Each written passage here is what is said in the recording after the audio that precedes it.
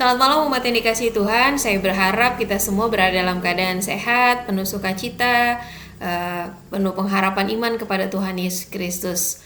Dan saya berharap juga pada malam hari ini setiap keluarga boleh berkumpul, mengadakan ibadah keluarga masing-masing, berdoa, bersyukur, memuji Tuhan, terlebih mendengarkan firman Tuhan. Saya akan menuntun pemberitaan firman Tuhan dalam ibadah keluarga di rumah masing-masing melalui video ini. Dan sebelum kita merenungkan firman Tuhan, mari kita bersatu dalam doa.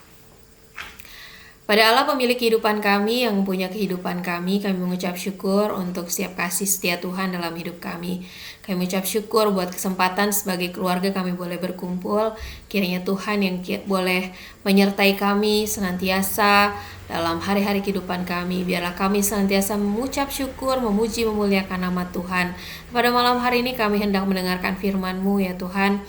Berbicaralah bagi setiap kami rindu firman-Mu menguatkan dan meneguhkan kami, mengingatkan kami agar kami hidup seturut dengan kehendak-Mu saja. Berfirmanlah ya Tuhan, dan biarlah kuasa Roh Kudus Tuhan bekerja bagi setiap kami yang mendengar dan juga hamba-Mu yang menyatakannya kepada setiap kami, agar firman Tuhan menjadi berkat bagi kami semua. Dalam nama Tuhan Yesus kami berdoa. Amin. Bacaan Alkitab pada malam hari ini terambil dari 1 Korintus pasal 8.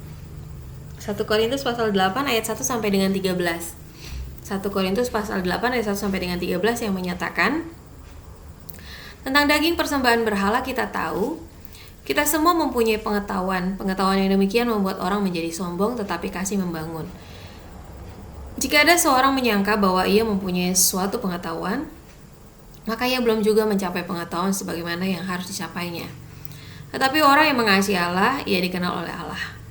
Tentang hal makan daging persembahan berhala kita tahu, tidak ada berhala di dunia dan tidak ada Allah lain daripada Allah yang Esa. Sebab sungguh pun ada yang disebut Allah baik di surga maupun di bumi, dan memang benar ada banyak Allah dan banyak Tuhan yang demikian.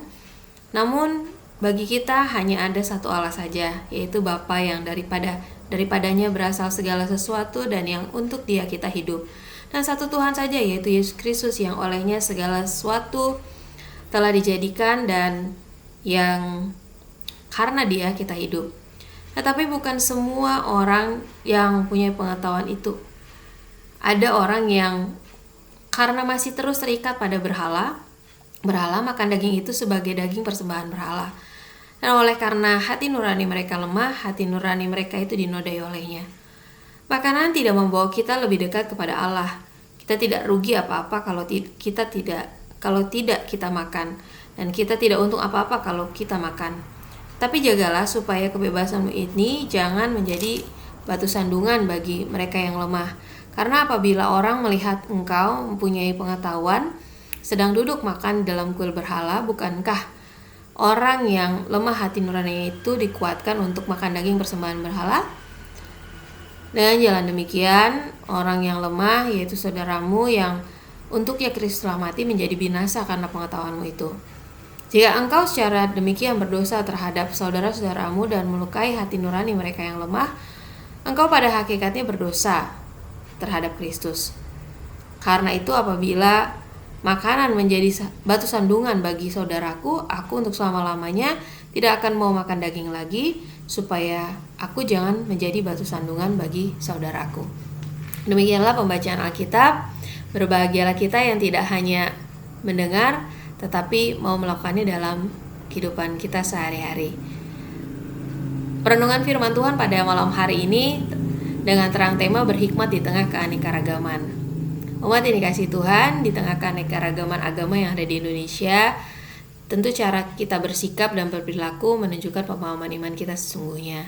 Dan cara kita bersikap, berperilaku di tengah kehidupan berbangsa, bernegara itu sungguh berdampak dan mempengaruhi. Tentunya ada banyak orang yang memperhatikan dan melihat bagaimana cara kita hidup sebagai orang-orang percaya.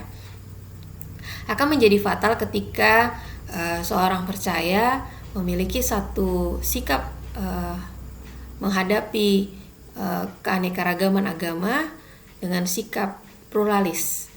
Apa yang dimaksud dengan sikap pluralis? Sering mungkin kita mendengar orang mengatakan banyak jalan menuju Roma, semua agama sama saja. Tampak sepertinya bersikap sangat kompromistis terhadap nilai-nilai yang berada di luar kekristenan, dan menganggap bahwa semua nilai atau agama ya dianggap satu kebenaran yang sama. Sebenarnya bagaimana kita menanggapi hal ini? Bagaimana kita seharusnya bersikap sebagai seorang percaya di tengah keanekaragaman agama yang ada? Nah, umat yang dikasihi Tuhan, dalam bacaan ini kita juga melihat sesungguhnya di jemaat Korintus terjadi juga hal yang demikian, bahwa orang-orang percaya yang ada di jemaat Korintus pada saat itu berhadapan dengan orang-orang yang belum percaya. Ada orang percaya yang sungguh-sungguh mengimani bahwa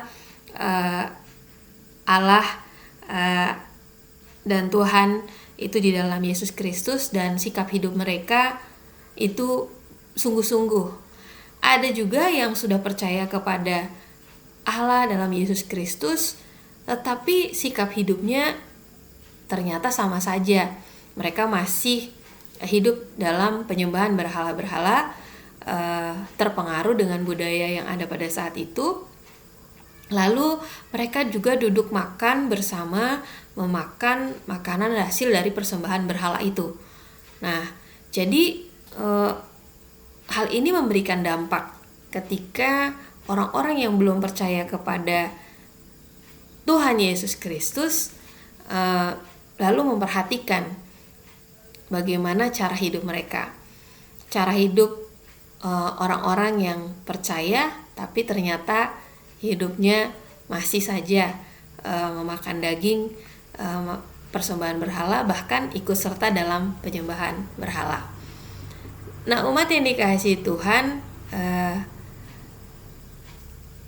sangat jelas bagaimana ada sikap kompromistis ya terhadap hal-hal yang tidak benar. Ya. Bagaimana mereka memiliki sikap yang tidak membangun iman. Bagaimana ada orang-orang yang sudah percaya kepada Yesus Kristus, tetapi ternyata mereka menjadi batu sandungan dan tidak memberikan teladan sikap hidup yang benar, tidak memberikan contoh hidup yang baik. Dan kalau dalam bacaan kita pada hari ini, ketika seseorang yang hidupnya tidak menjadi teladan, maka dikatakan ayat yang ke-12, jika engkau secara demikian berdosa terhadap saudara-saudaramu dan melukai hati nurani mereka yang lemah, maka engkau pada hakikatnya berdosa terhadap Kristus. Jadi tindakan yang tidak membangun iman, sikap kompromi terhadap dosa, dan tidak memberikan teladan, menjadi batu sandungan dalam hidup, ternyata itu adalah tindakan yang berdosa terhadap Kristus atau tidak menyukakan hati Tuhan. Nah, dari bacaan ini, Bapak Ibu yang terkasih, kita melihat bagaimana Paulus mengingatkan jemaat di Korintus agar tetap menjaga imannya.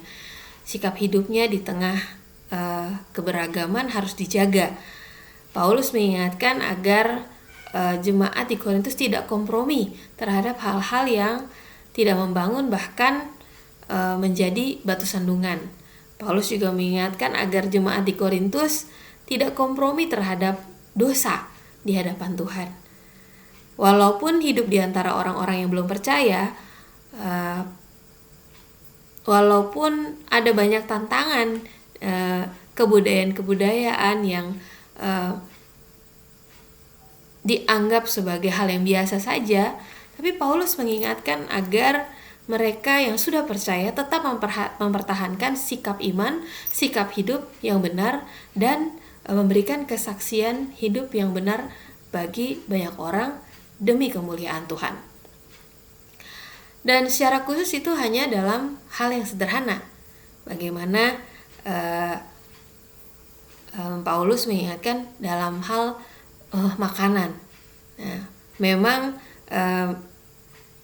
makanan tidak berpengaruh apa-apa terhadap iman, tetapi sikap hidup kita ketika kita makan dengan segala kebebasannya, jangan sampai menjadi batu sandungan bagi orang-orang yang belum percaya.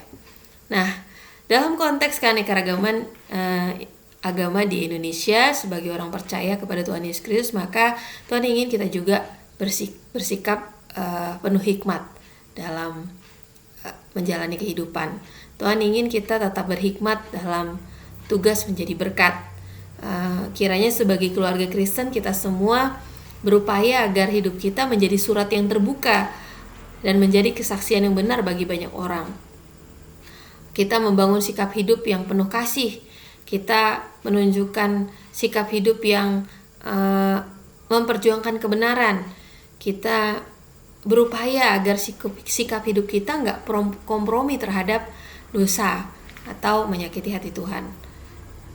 Dan sebagai keluarga, contoh-contoh yang harus dilakukan ya bagaimana menjadi keluarga yang sungguh-sungguh hidup mengandalkan Tuhan, menjadi keluarga yang beribadah kepada Tuhan, menjadi keluarga yang rukun dan damai, menjadi keluarga yang penuh kasih terhadap tetangga, terhadap orang-orang sekitar yang tidak seiman. Nah, ini menjadi satu sikap panggilan kita sesungguhnya. Secara jujur, saya juga terus berjuang bagaimana untuk berelasi dengan baik dengan masyarakat sekitar di tengah tantangan yang tidak mudah bagi orang percaya pada hari-hari ini. Tetapi hal itu tetap harus kita perjuangkan. Kasih tetap harus dinyatakan. Nah, umat yang dikasihi Tuhan, pada hari ini juga adalah tanggal 15 Juli 2020 HUT Pelkat GP yang ke-70 tahun. Pelkat GP GPIB sebagai wadah bagi semua anak-anak muda di GPIB. Kiranya sebagai anak muda yang adalah pemimpin-pemimpin gereja pada masa kini dan juga masa yang akan datang, para pemuda harus menjadi teladan dalam pergaulan. Anak muda harus memiliki gaya hidup sebagai anak-anak Tuhan, tidak kompromi terhadap dosa. Contohnya, kalau dikatakan terang dan gelap tidak dapat bersatu, ya jangan coba-coba gitu ya. Dan Tuhan ingin para pemuda untuk menjadi garam yang memberikan rasa dan terang yang bercahaya, seperti firman Tuhan dalam Roma 12 ayat 2 yang mengatakan, janganlah kamu menjadi serupa dengan dunia ini, tetapi berubahlah oleh pembaruan budimu, sehingga kamu dapat membedakan manakah kehendak Allah, apa yang baik, apa yang berkenan kepada Allah, dan yang sempurna. Tuhan ingin setiap pemuda di HUT Gerakan Pemuda GPIB, firman Tuhan hari ini mengingatkan untuk terus menjadi pemuda-pemuda yang memberikan dampak, tidak kompromi terhadap dosa, dan memiliki sikap hidup yang menjadi kesaksian, garam dan terang di tengah keanekaragaman yang ada. Selamat ulang tahun ke-70 Pelkat Gerakan Pemuda GPIB, dan kepada setiap keluarga-keluarga, biarlah hidup keluarga kita terus diberikan hikmat dan kemampuan untuk menjadi berkat bagi banyak orang. Dan terlebih saya merindukan agar sikap hidup kita adalah sikap hidup yang terus menyatakan kebenaran firman Tuhan dan kasih Tuhan, menjadi surat terbuka yang nyata di tengah kehidupan bermasyarakat. Tuhan Yesus memberkati kita semua.